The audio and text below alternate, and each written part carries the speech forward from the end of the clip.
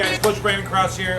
Today I want to talk about something that's very common in the gym, and that's adding various resistance to some of your techniques, i.e. shadow boxing with weights or using rubber bands. So stay tuned. Anyone who's ever been in the gym, you see guys shadow boxing with weights, and you've probably done it yourself. And it is a good way to help strengthen your technique, right? But what's very important about adding any kind of resistance to an existing technique is it's going to help you to the point of you changing that technique in order to work through the exercise and make it possible, right? So here's some 2-pound weights, right? I can put them in my hands and start doing some shadow box and throw up my shots, right? And it's a good way to get me used to this weight, so when I don't have this weight, my neural system, my motor units are primed up to act in a fashion like the weight was there, right?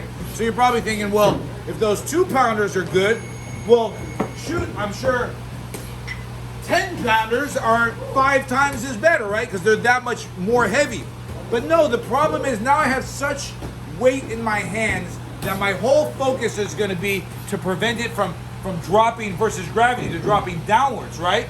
But I'm a boxer and I'm trying to strengthen things that go out away from my body. So this weight would be just too heavy for me to accurately strengthen the technique that I'm trying to have an adaptation for. They make various things like this, like a rubber band that you can fasten to your back, right? And now we're somewhat solving that question, because now the resistance is going to travel out away from me, right? And that's what I want to do. I want to strengthen my techniques that go out of the way, like the way that my punches are traveling. It's a little weird. You can put it on the back of your back. You can definitely put it under your armpits, but you're going to lose a little bit of the resistance here. But just like those weights, you don't want this rubber band to be so strong or the move to be so awkward that you're really training yourself to do a completely different technique than throwing your punches in a proficient way. You could fasten a rubber band to some sort of fixed object and you're going to lose a lot of the locomotion associated with what I showed you before. But this way I can practice one shot in particular, maybe my straight right hand, fashion it here under my inside of my armpit, and then throwing that shot, really practicing the technique from the ground up, and really utilizing a proficient technique, stepping in, throwing the shots. And of course, if it can be done, it can be done in flip-flops, so that's how I'm rocking it.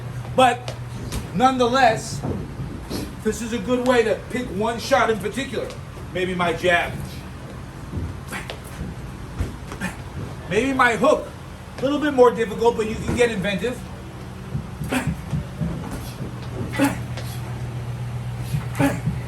Essentially, you want the resistance to be opposite of the direction your fist is going to be traveling. So one of the cool things that we do here in the gym is a lot of ballistic work. That's like throwing some sort of projectile.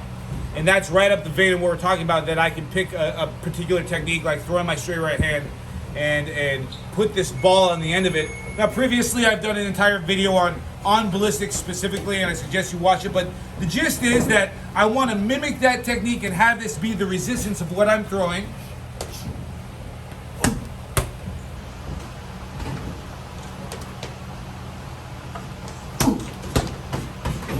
And what I like to tell my outlaws is both before, during, and after, you want to adhere to as good of technique and technical prowess as possible, right? So meaning, before I'm throwing the shot, I'm in my boxing stance, of course, as I throw it, but then returning back into my stance. Because anything that I do here repetitively, especially with resistance, I'm going to be training myself to do. And if I were to do some technique that's only half of it, if I were to be here, and just not return back to my stance, unfortunately, that's what I'm going to be training myself to do. And when the going gets tough, that's what I'll end up doing in the ring. But if you take a little time, have a little mental energy to make sure before, during, and after, very important, it's a good way to add some resistance to that technique. So all those other techniques show you ways to increase the power production, the force production of that particular technique, which is a positive, right? But another thing that you see a lot of fighters doing in the gym is continuously punching in an effort to work on their endurance. And it works. It definitely works on your endurance. But the same is true to the point that you change the technique in order to accomplish it, right? So I got these 3-pounders here, and anyone who's ever done this at home, man, if I spend 3 minutes doing that, it's quite an amount of effort and energy to keep it going. But it's on me as the fighter to stay disciplined and do this with proper technique. Shin down, elbows in, bent knees, turning my shots over, right? Too often I get too many unexperienced fighters just kind of going through the paces, just treating it like busy work, trying to go, oh man, when is this going to be done, right? But the problem here is, again, that's what you're training yourself to do when you have some shit technique, that you don't bring your hands back to your face, that your chin's up in the ground. So anytime you're going to do any of these, take a little mental time, effort, and energy, and make sure that you're working through those fundamentals that you want to do. Something like this would really depend on the experience level and fitness of that particular fighter.